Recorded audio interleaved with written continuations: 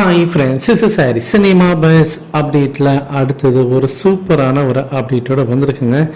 நேற்றுக்கு ரஜினி சார் தன்னுடைய பேரனை பற்றினாக்கா ஸ்கூலில் கொண்டு போய் விடக்கூடிய அந்த காட்சிகள், அந்த ஃபோட்டோஸ்லாம் வந்து ஆன்லைன் சோஷியல் மீடியாவில் ரொம்ப வைரலாக இருந்தது.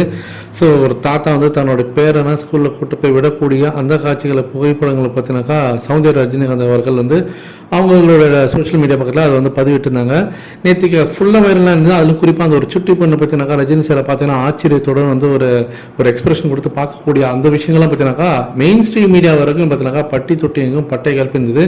இந்த நிலையில் அங்கே ஸ்கூலில் எடுக்கக்கூடிய சில புகைப்படங்கள்லாம் பார்த்தீங்கன்னா இன் அடிஷன் டு தட் பார்த்தீங்கன்னாக்கா நிறைய ஃபோட்டோஸ் வந்து நேற்று ஈவினிங்லேருந்து நிறைய ரிலீஸ் செஞ்சு அதை நம்மளால் பார்க்க முடிஞ்சது. அதெல்லாம் ஃபேன்ஸ் பார்த்து ரொம்ப சந்தோஷப்பட்டிருந்தாங்க.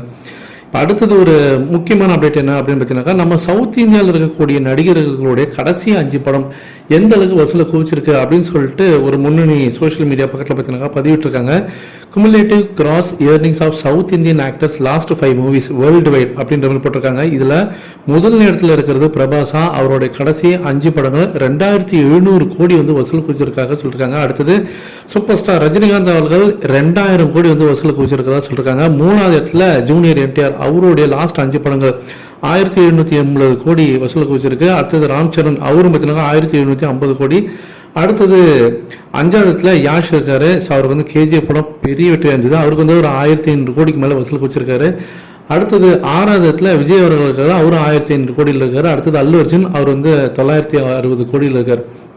ஸோ இதில் முக்கியமான விஷயம் பார்க்க வேண்டியதுனாக்கா, சூப்பர் ஸ்டார் ரஜினிகாந்த் அவர்களுடைய படம் 2000 கோடி வசூலை குவிச்சிருக்கு கடைசி 5 படங்கள் மட்டும். ஸோ நம்ம சவுத் இந்தியன் சினிமா இண்டஸ்ட்ரியில் பார்த்தீங்கன்னாக்கா இவர் தான் வந்து கொடி கட்டி பறக்கிறாரு அப்படின்றதுக்கு ஒரு சிறந்த எடுத்துக்காட்டு இந்த ஒரு எக்ஸாம்பிள் நான் சொல்லுவேன். இந்த ஒரு வசூலில் பார்த்தீங்கன்னாக்கா இந்த ஒரு கலெக்ஷன் பார்க்கும்போதே உங்களுக்கு தெரியும், எனக்கு தெரியும்.